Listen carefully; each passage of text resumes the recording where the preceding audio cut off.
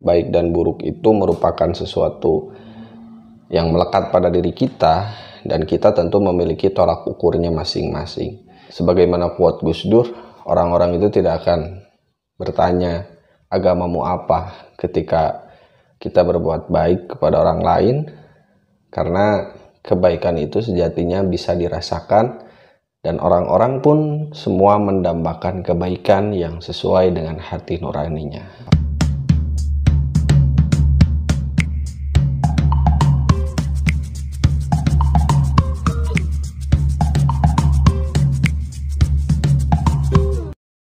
Assalamualaikum warahmatullahi wabarakatuh. Sahabat Ruang Berpikir, berjumpa lagi dengan saya. Pada kesempatan kali ini saya ingin berbagi dan sharing pengetahuan yang mudah-mudahan ada manfaatnya. Kali ini saya ingin membahas soal baik dan buruk. Baik dan buruk ini telah menjadi sebuah perdebatan yang panjang di masa lampau hingga saat ini mungkin, dan ini mungkin diawali sejak zaman prasejarah. Bahkan kalau saya baca buku, memang dari zaman Yunani kuno sampai abad pertengahan, kemudian abad pra-Islam, Islam, kemudian modern, ya sampai hari ini perdebatan soal baik dan buruk itu terus berjalan. Nah, sebetulnya apa sih yang dinamakan baik dan buruk itu? Secara umum atau secara sederhananya, baik dan buruk itu merupakan sifat yang melekat pada sebuah benda. Baik benda itu hidup atau mati, artinya benda itu akan selalu memiliki nilai baik ataupun buruk bagi siapapun yang melihatnya, yang merasakannya, dan tentu penilaian baik dan buruk itu akan berbeda-beda.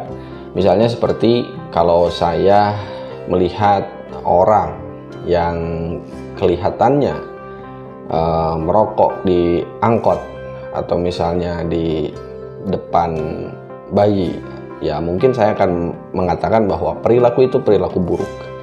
Tetapi mungkin ada juga orang yang tidak mengatakan buruk, bahkan ya it's fine gitu, nggak apa-apa, orang haknya dia gitu kan, ya mengalah aja mungkin yang punya bayi yang pergi gitu.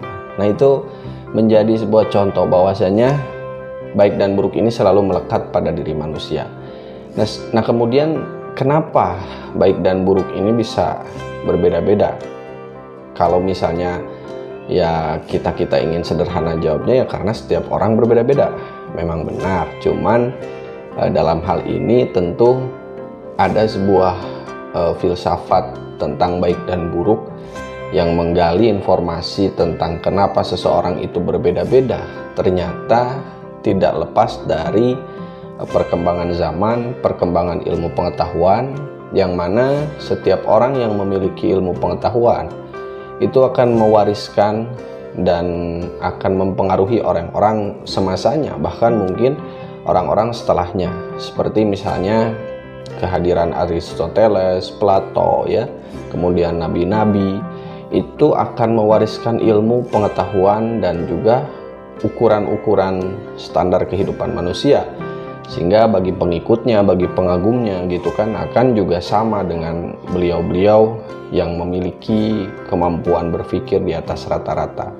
Saya akan ambil contoh, misalnya di dalam Islam ataupun orang yang beragama lain pun menganggap bahwa mencuri itu sesuatu yang buruk.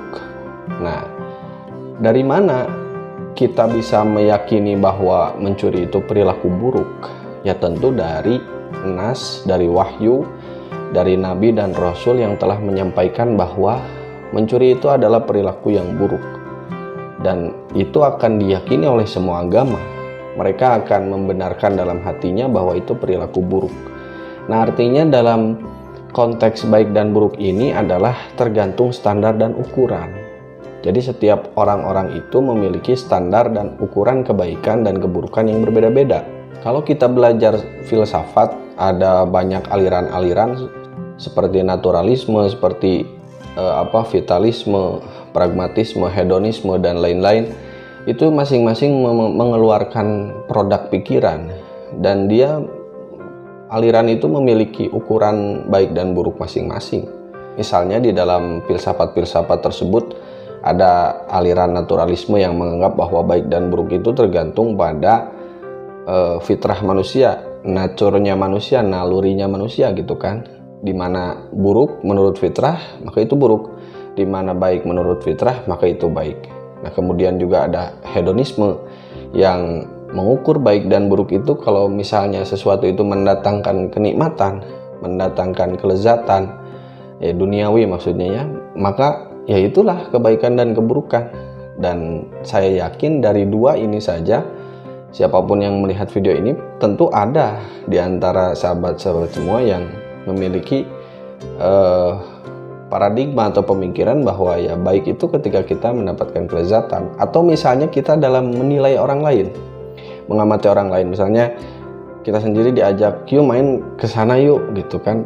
Nah kan ada sebagian orang yang nggak mau kan, dan sebagian orang seperti yang girang gitu, senang ketika diajak ke suatu tempat, misalnya makan-makan lah gitu, atau pergi ke mall, atau pergi ke ya tempat-tempat yang jauh dari tempat tinggalnya, kemudian ke sana hanya makan. Misalnya bagi orang-orang yang mencari kenikmatan gitu kan, ya oke lah yuk gitu, bisa posting Instagram, bisa posting Facebook dan lain-lain. Ya mungkin ukuran perilaku dia itu menurut dia baik karena itu mendatangkan kelezatan, kebahagiaan, mungkin popularitas atau ya eksistensi diri, dan itu memang ada alirannya sejak dulu. Kemudian juga kalau misalnya orang yang menolak gitu, enggak, mending di rumah gitu kan, nggak ada manfaatnya, jauh-jauh gitu, buang-buang uang. Dan apa yang kita dapatkan di sana ya cuman gitu-gitu aja, sama aja ketika kita misalnya makan di rumah. Nah ini pun ada alirannya, ada sejarah orang yang berpikiran seperti itu ya, diantaranya orang-orang utilitarisme. Nah ini salah satu aliran yang berpandangan bahwa baik dan buruknya perbuatan itu ya atas dasar besar kecilnya manfaat yang ditimbulkan bagi manusia. Nah ini saya bukan menghakimi orang-orang, tapi saya membuka ruang berpikir bagi sahabat-sahabat semua bahwasanya baik dan buruk ini merupakan sesuatu yang pasti melekat di setiap orang, baik apa yang dia perbuat, baik dia menilai perbuatan orang lain. Ya termasuk dalam agama juga disebutkan aliran teologis, kalau di dalam ya filsafat akhlak atau misalnya akhlak tasawuf itu dikatakan aliran teologis, yang mana ukuran baik dan buruk itu berdasarkan wahyu. Jadi mutlak tidak bisa lagi orang itu keluar ukuran baik dan buruknya hanya terpaku pada konteks keagamaan, wahyu misalnya, atau hadis, atau bisa kalam-kalam ulama, dan dia akan berperilaku sesuai dengan apa yang dia yakini sebagai orang yang teologis gitu kan, yang meyakini dan melakukan apa yang agama perintahkan atau agama beritahukan. Jadi jangan terlalu tergesa-gesa untuk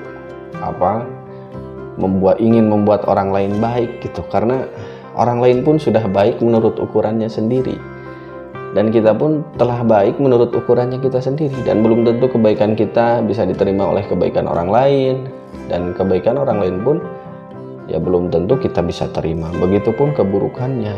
Nah dari situ saya merasa bahwa kebijaksanaan yang akan menjadikan ukuran seseorang itu matang dalam berperilaku, dan orang tersebut merupakan orang yang mampu berpijak dalam segala macam kondisi dan keadaan. Dan yang terpenting, sebagaimana quote Gus Dur, orang-orang itu tidak akan bertanya agamamu apa ketika kita berbuat baik kepada orang lain, karena sejatinya kebaikan itu bisa dirasakan, dan orang-orang pun semua mendambakan kebaikan yang sesuai dengan hati nuraninya. Sekian dari saya, wallahul muwaffiq ila aqwamit thoriq. Wassalamualaikum warahmatullahi wabarakatuh.